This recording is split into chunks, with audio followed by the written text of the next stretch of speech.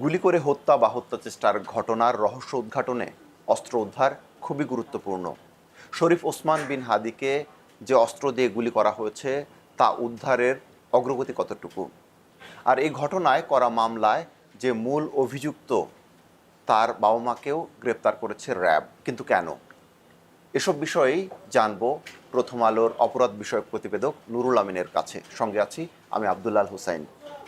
অসংখ্য ধন্যবাদ আমার সঙ্গে যোগ দেওয়ার জন্য। আপনি তো এই শরীফ ওসমান বিন হাদিকে যে গুলি করা হয়েছে, এই ঘটনা আপনি একদম শুরু থেকেই অনুসরণ করছেন। আইন শৃঙ্খলা বাহিনীর সঙ্গে যোগাযোগ থেকে শুরু করে নানা বিষয়ে আপনি প্রতিবেদন তৈরি করেছেন।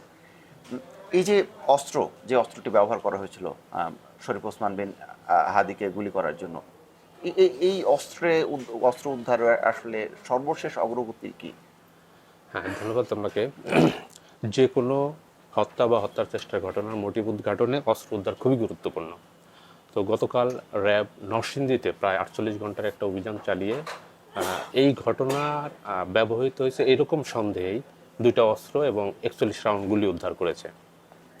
র্যাবের ভাষ্য যে মূল অভিযুক্ত ফয়সল করিম মাসুদ, তার শ্যালক শিপু এই অস্ত্রটা ফয়সল করিম শিপুকে দিয়েছে। শিপু তার বন্ধু নরসিংদীতে যার বাড়ি ওইখানে রেখেছিল, ওইখান থেকে র্যাব এই অস্ত্রগুলো উদ্ধার করছে।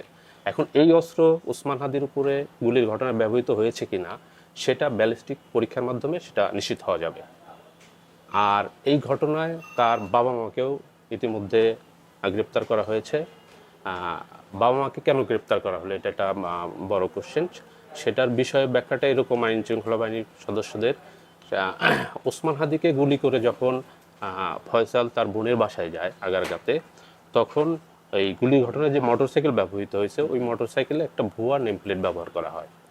আসল নেম প্লেটটা যখন তারা গ্যারেজে যায় ওনার বাবা আসল নেম প্লেটটা নিয়ে এসে মোটরসাইকেল ওটা সেট করে দেয় এবং মোটরসাইকেলটা রেখে যখন তারা পালানোর জন্য আমিন বাজারে যাবে তখন তার বাবা তার পরিচিত একজন সিএনজি অটোরিকশা ড্রাইভারের ঠিক করে দেয়।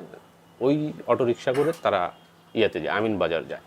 এবং ঘটনার দিন তার বাবা 10 থেকে 12 বার বাইরে বের হয়েছে বাসার, এবং প্রত্যেকবারই নতুন নতুন ড্রেস পরে বের হয়েছে, যেটা অস্বাভাবিক মুভমেন্ট মনে হয়েছে তদন্ত সংস্থার কাছে।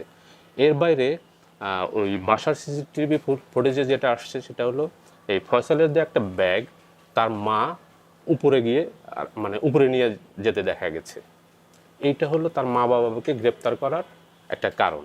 এখন আইন শৃঙ্খলা তদন্ত সংস্থা মনে করছে যে যদি তার বাবা মা এই ঘটনার সাথে যদি জড়িত না থাকে তাহলে এভাবে কেন ছেলেকে হেল্প করবে, সহযোগিতা করবে, পালায়ে যেতে সহযোগিতা করবে।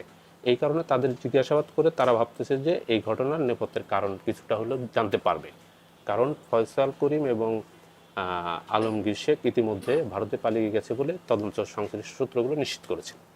আচ্ছা, এই যে ফয়সল করিম মাসুদ, তিনি তো আমরা যতদূর জানি তিনি এবং তার যে সহযোগী আলমগীর শেখ, তারা ভারতে পালিয়ে গেছে, আপনি যেটা বলেন তদন্ত সংস্থা নিশ্চিত হয়েছে। জি, আমি একটু আরেকটি প্রশ্ন করতে চাই। নরসিংদী থেকে অস্ত্রটা উদ্ধার হলো, সেটি ফয়সল করিম মাসুদের শ্যালক সেখানে নিয়ে গেছে তার বন্ধুর কাছে। সেখানে কি তার বাসায় পাওয়া গিয়েছে নাকি? বাসায় না, একটা পরিত্যক্ত একটা পুকুরের পাড়ে পাওয়া গেছে অস্ত্রগুলো। আচ্ছা আচ্ছা, ওইখানে লুকানো ছিল, ওইখান থেকে উদ্ধার করেছিলেন। এখন পর্যন্ত কারা কারা এই ঘটনার তদন্ত করছে, কোন কোন বাহিনী? এটা সবগুলি তদন্ত আইন শৃঙ্খলা বাহিনীর সংস্থাই করছে। মূল মামলাটা তদন্ত করছে ডিবি। এর বাইরে ছায়া তদন্ত করছে ধরেন র্যাব বেশ কিছু অ্যারেস্ট করেছে, তারপরে পিবিআই তদন্ত করছে, সিআইডি তদন্ত করছে, অন্যরা ছায়া তদন্ত করছে, কিন্তু মূল তদন্ত করছে ডিবি। এবং র্যাবই অনেক এই ঘটনায় জড়িত সন্দেহে অনেককেই গ্রেপ্তার করেছে। সর্বশেষ গতকাল তার বাবা মাকে গ্রেপ্তার করেছে। তার আগে কবির নামে আরেকজনকে গ্রেপ্তার করেছে, যার মোটরসাইকেল ব্যবহার করা হয়েছে বলে আমরা এখন তদন্ত সংশ্লিষ্ট সূত্রে জানতে পারছি। আচ্ছা, মোটরসাইকেলের প্রসঙ্গে একটু পরে যাই। এখন পর্যন্ত তাহলে সব মিলে কতজন গ্রেপ্তার হলো? 10-এর অধিক। এর ভিতরে তার বাবা মা, যেমন যেটা বললাম, তারপরে তার স্ত্রী আছে, শ্যালক আছে, তার একজন বান্ধবী আছে, তারপরে ওই যে তাদের পালিয়ে যেতে সহযোগিতা করেছে বলে ওই সীমান্ত থেকে 2জনকে গ্রেপ্তার করা হয়েছে। তারপরে এই যে যারা বিভিন্ন গাড়িতে করে সীমান্তে নিয়ে গেছেন এই ড্রাইভারগুলিকে অ্যারেস্ট করা হয়েছে, এবং যে গাড়িটা ঠিক করে দিয়েছিলেন পালিয়ে যাওয়ার জন্য ওই গাড়ির যে রেন্টে কার ব্যবসায়ী তাকেও পুলিশ গ্রেপ্তার করেছে। আচ্ছা, মানে আমার এই ফাঁকি আরেকটি বিষয় মাথায় এলো, সেটা হচ্ছে যে যে অস্ত্র উদ্ধার করা হলো সেখানে কি কি ছিল, মানে শুধু সেটা কি রিভলভার নাকি পিস্তল ছিল? দুটো হলো বিদেশি পিস্তল, আর গুলিগুলো মানে 41 রাউন্ড গুলি, সবগুলি তাজা গুলি, র্যাবের ভাষ্য। আচ্ছা, আর পিস্তল ছিল আপনি যেটা দুটো পিস্তল, দুটো দুটো পিস্তল, দুটো পিস্তল দুটি ব্যবহার করা হয়েছিল, মানে র্যাব কি বলছে? ব্যবহার হয়েছে তো একটা, কিন্তু এগুলির ক্ষেত্রে হয়তো একাধিক পিস্তল তারা ক্যারি করে অথবা ব্যাকআপ টিম থাকে তাদের কাছে ছিল। অস্ত্রটা এই অস্ত্র ব্যবহার হয়েছে কিনা সেটা কিন্তু আসলে ব্যালিস্টিক পরীক্ষার মাধ্যমে কনফার্ম হওয়া যাবে, নিশ্চিত হওয়া যাবে। আচ্ছা, আমরা যতটুকু একটু আগেও বলছিলেন যে মূল দুজন যে অভিযুক্ত ফয়সাল করিম মাসুদ এবং তার যে সহযোগী আলমগীর শেখ, আহ, তারা চলে গেছে, এটা নিশ্চিত হওয়া গেছে। তো তদন্তে এখন পর্যন্ত আরো কি কি বিষয় আসলে গুরুত্ব দেওয়া হচ্ছে এবং কোন কোন বিষয় নিয়ে এখন এই মুহূর্তে কাজ চলছে আরো? হ্যাঁ, এটা তদন্তে খুবই ইম্পর্টেন্ট যে দুই আসামি তো চলেই গেছে, এখন ওইখানে তো আর আটকে থাকলে হবে না। এখন তদন্ত সংস্থাগুলি যে বিষয়গুলি নিয়ে কাজ করছে সেটা হচ্ছে অর্থের এবং অস্ত্রের যোগানদাতা কারা, এর নেপথ্যে কারা ছিলেন, প্ল্যানিংয়ে কারা ছিলেন, এবং এই যে যে পুরো রুট ধরে যারা পালিয়ে গেল, এটা তো একদম আমরা বুঝতেই পারতেছেন সবাই যে এটা একটা পূর্ব পরিকল্পিত হত্যাকাণ্ড। তাহলে মানে হত্যাকাণ্ড বলছি, সরি, এটা হত্যার চেষ্টা। কারণ গুলি করার সময় থেকে একদম পালিয়ে যাওয়া পর্যন্ত মাত্র 12 থেকে 13 ঘন্টার সময় নিতে, তার মানে সবগুলি জায়গায় ঠিক করা ছিল। তো এই এখন তদন্ত সংস্থার মূল ফোকাস হলো অস্ত্রের যোগানদাতা কারা ছিলেন, এই টাকাগুলি কারা দিয়েছে, এবং প্ল্যান কারা করেছে, এবং সহযোগিতা কারা পালিয়ে যেতে করেছে, এই বিষয়গুলি নিয়ে তারা কাজ করছে। একটু কি বলবেন যে যখন গুলি করা হলো তারপর থেকে একদম সীমান্তে পালিয়ে যাওয়া পর্যন্ত কিভাবে, মানে কোন রুটে কিভাবে ইয়া করা হয়েছে, যদি সংক্ষেপে একটু হ্যাঁ, বলতেন? সেটা আমরা অলরেডি প্রথম আলোতে লিখেছি। সেটা হলো গুলি করে কালভার্ট রোডের ওই রোড থেকে গুলি করে তারা মৎস্য ভবন হয়ে বাংলা মোটর হয়ে কারণ বাজার হয়ে প্রথমে গেছে হলো তার বোনের বাসা আগারগাঁতে। আগারগাঁ থেকে একটা সিএনজি নিয়ে তারা চলে গেছে আমিন বাজারে। আমিন বাজার থেকে একটা উবার গাড়িতে গেছে কালামপুরে। গাড়িটা তারা যখন ভাড়া করেছিল কালামপুর স্ট্যান্ডে, এটা হলো ধামরাই কালামপুরে, ওইখান থেকে তারা ওই ভাড়া করা গাড়িটা শুরুতেই রাখা ছিল মৎস্য ভবনে এখানে, কিন্তু ওই প্ল্যান চেঞ্জ করার কারণে গাড়িটা কালামপুরে নিয়ে যাওয়া হয়। ওরা আবার এই ভেঙে ভেঙে ভিতর দিয়ে এই কালামপুরে যায়। ওইখান থেকে তারা গেছে হলো ওই টাঙ্গাইল ময়মনসিংহ মহাসড়ক হয়ে এলেঙ্গা হয়ে ওই দিকে চলে গেছে একদম সীমান্তে যাওয়ার আগে ওই গাড়িটা ছেড়ে দিছে। তারপরে ওরা গেছে হলো ওইখানে বাইক দিয়ে, সীমান্ত পর্যন্ত বাইক দিয়ে গেছে। তারপর ওইখান থেকে ওই যারা মানে পাচার করে ওই চক্রের মাধ্যমে তারা ওইখানে চলে গেছে।